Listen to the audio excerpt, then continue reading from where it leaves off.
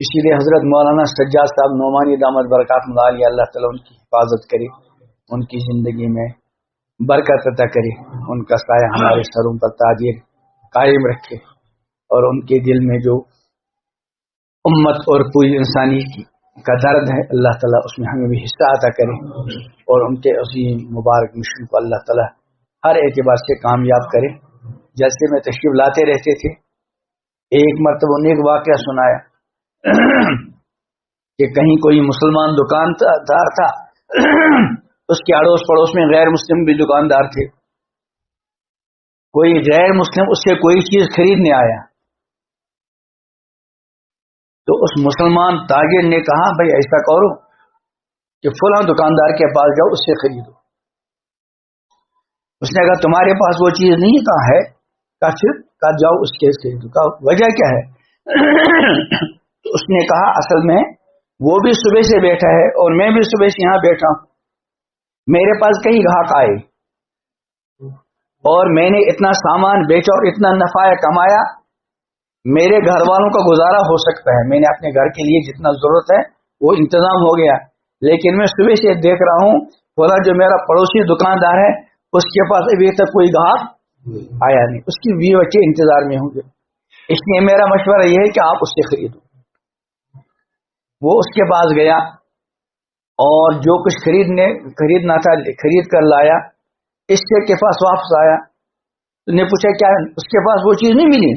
کہا میں نے وہ چیز اس سے تو لے لی لیکن آپ سے ایمان لینے کے لیے آیا ہوں کہ جس اسلام کی تعلیمات کا یہ اثر ہے تو وہ کتنا عظیم، اور اسی وقت کلمہ پڑھ لیا۔ اسی طرح حضرت نے ایک واقعہ سنایا خواجہ معین الدین چشتی رحمۃ اللہ علیہ کا، تو ان کا طریقہ تھا جب کسی بستی میں دیہات میں جاتے تھے تو علاقے والوں کو دعوت کرتے تھے، لنگر چلتا تھا۔ ایک مرتبہ نے پوری بستی کی دعوت کی، ایک آدمی کو دیکھا وہ دور ہے، وہ آیا نہیں، لوگوں نے اس سے پوچھا وہ اسی بستی کا نہیں ہے؟ کہا ہاں یہی ہے، لیکن وہ ہے اس کو ہم چمار کہتے ہیں، نالی والی صاف کرتے ہیں، یہاں تو مسلمان کرتے ہیں باہر غیر مسلم ہوتے ہیں۔ کہا اس کو بھی بلاؤ۔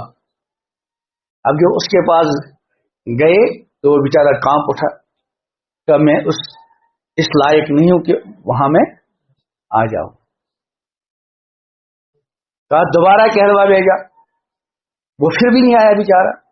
اب تیسری بار کہلوا بھیجا یا تو آؤ ورنہ معین الدین کو خود لے کر آئے لینے آئے گا، اور بیچارہ ڈرتا کانپتا آ گیا۔ کہنے حضرت رحمت اللہ علیہ نے، حضرت خواجہ معین الدین چشتی علیہ رحمہ نے خود اپنے ہاتھوں سے ان کے ہاتھ دھلوائے اور اپنے پاس دسترخوان پہ بٹھلایا اور اپنے مبارک ہاتھوں سے لقمہ اٹھا کر اس کے منہ میں رکھ دیا، حالانکہ اس کے ہم وطن تو ان کو انسان سمجھنے کے لیے تیار نہیں۔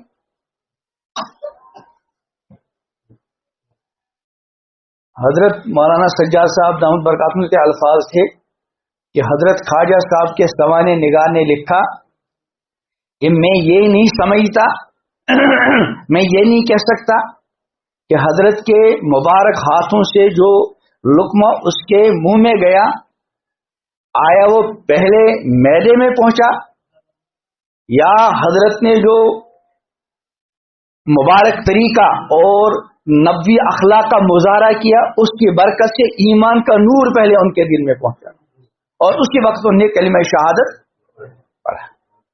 اس لیے معاشرت اور اخلاقیات کی اسلام میں بہت زیادہ اہمیت ہے۔